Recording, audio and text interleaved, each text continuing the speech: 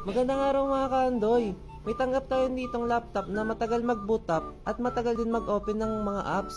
Yun nga no mga kaandoy, sa Google Chrome pa lang, 3 minuto na aantayin bago magbukas. Oo nga no mga kaandoy, naka-HDD siya kaya mabagal siya mag-boot up at magbukas ng application. Kaya mga kaandoy, papalitan natin siya ng SSD para mabilis siya mag-boot up at mag-open ng ibang apps. Quick trivia nga mga kaandoy no, kaya pinalitan na siya ng SSD dahil yung SSD gumagamit siya ng memory. Samantalang yung HDD naman gumagamit siya ng disk kaya napakatagal niya mag-boot up. Kaya mga kaandoy, tinanggalan natin yung back cover para mapalitan na natin ng SSD yung HDD. Natanggalan natin mga kaandoy yung HDD kaya papalitan na natin siya ng SSD. Yun nga mga kaandoy no, bago pa yung SSD binili natin, in-install na natin yung bagong SSD para mamaya na lang, i-install na natin yung bagong Windows.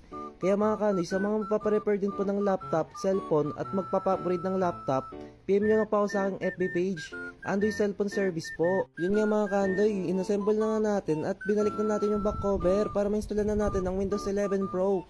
O nga na mga kaandoy, yung Windows 11 Pro ko po, lifetime activation na po siya kaya hindi na po siya ma-expired. Yun nga mga kaandoy no, binigyan natin ng libreng Microsoft Office 2021 yung customer natin, lifetime activation na rin po to kaya di na po siya ma-expired.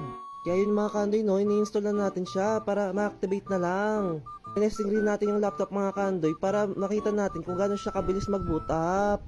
Yun nga no mga kaandoy, less than 30 seconds na lang siya bago mag-boot up. Di tulad dati, kahit 5 minutes ka magantay, hindi pa rin siya nag-o-open. Sa mga apps, ganun din po mga kaandoy. Dinouble check at tinesting na natin siya mga kaandoy bago natin ibigay sa ating customer. Yun nga no mga kaandoy, inunda na natin para ibigay natin sa customer. Kaya yun mga kaandoy no, naglakad na tayo. Sa mga magpaparepair po, PM nyo lang po ako sa aking Andoy Cellphone Service. Idadrop ko na lang po yung link sa comment section. Mga kaandoy, yun lamang po para sa araw na to. Maraming salamat!